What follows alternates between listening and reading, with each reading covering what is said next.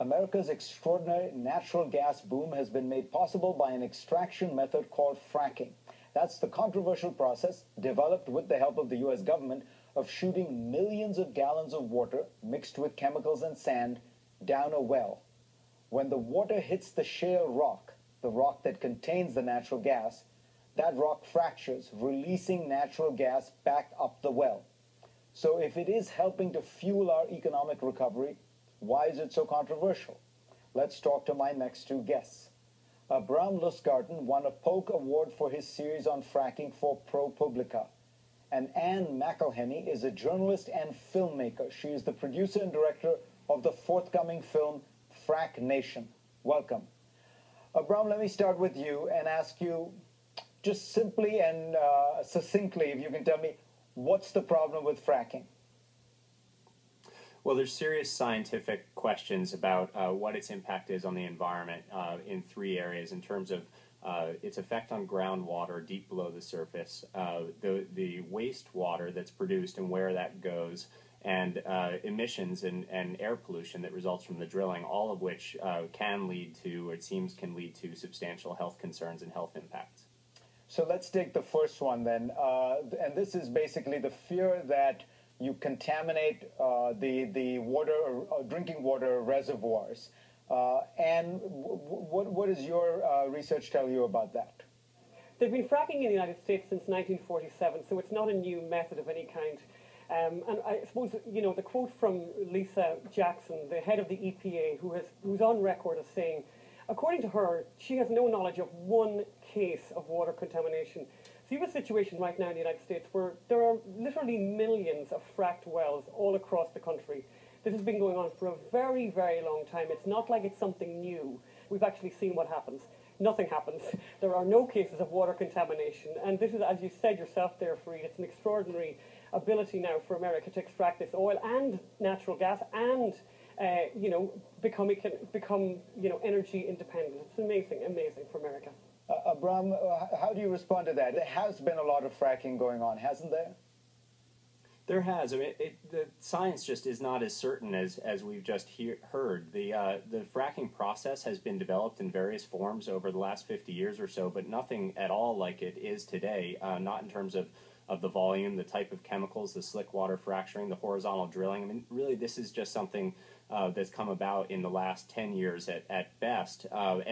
And the other thing that's dramatically different from historical drilling activity is the scale on which this is happening, the thousands and thousands of wells, the speed at which they're being drilled, and the range across the country. And so it's entirely different from historically how drilling has happened.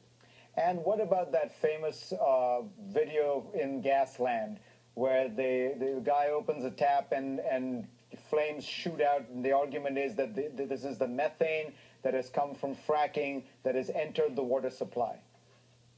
Yeah, it's very interesting, actually, because we actually challenged the director of Gasland on that very issue because, you know, it's a very dramatic moment. You see the guy light the water. It's like, oh, my God, if they frack in my area, this is going to happen. Of course, what they don't tell you in that film and what we confronted Josh Fox about was, has this ever happened before in America? Does water in America light? And, of course, the truth is, yes, it does, and it always has.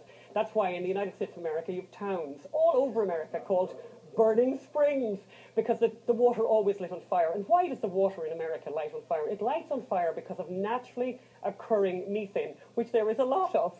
And in fact, actually, while that sounds like a bad thing, it's actually really, really good news, because it means there is an abundance of natural gas and an abundance of oil naturally occurring. So, you know, what happened in Gasland was, this was very dramatic, this scene. I mean, people across the world have seen it and been terrified by it. It's just not true.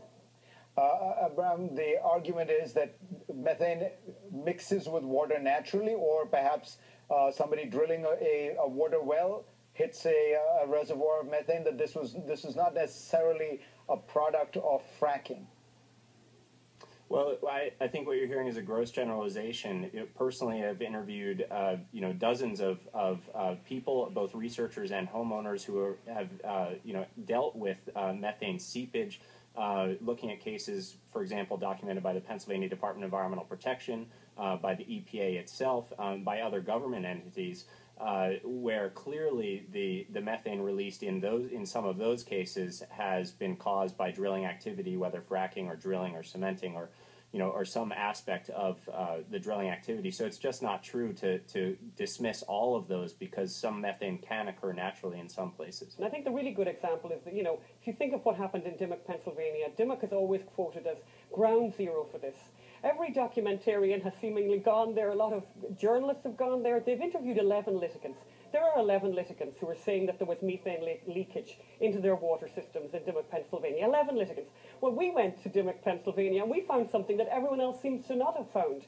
We found 1,500 families who said the water there was always appalling, that they always had methane in the water because of the fact that the place is so rich in natural gas. They formed an organisation called Enough Already. That's why we are making this film, FrackNation, because actually when you think of how much 11 is out of 1,500, it's the 1%. We're making a film for the 99%, whose voices aren't being heard. Mr. Lustgarten's voice gets heard. He talks about maybe and could be and what if and what will happen. And this article here, but his citations are very, very weak.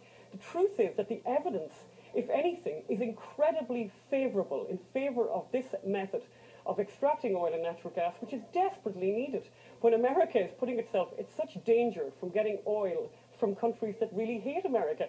So this is a very good news thing. Of course, regulation is incredibly important, and regulation is there and in place. Abrahm, what about the argument that you have to compare natural gas to the alternative? If we didn't have fracking, if we didn't have this cheap natural gas, we would be getting our electricity from coal. Now, coal is much dirtier than natural gas, almost twice the CO2 emissions. Also has effects in terms of the atmospheric disease-causing pollutants, and it also causes lots of deaths in coal mining accidents.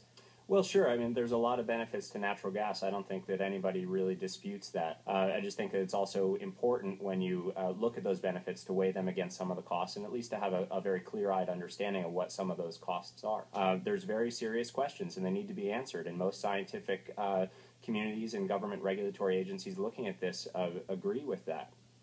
Abrahm Lustgarten, Ann McElhinney, thanks for being with us. This is a very good, substantive, civilized debate.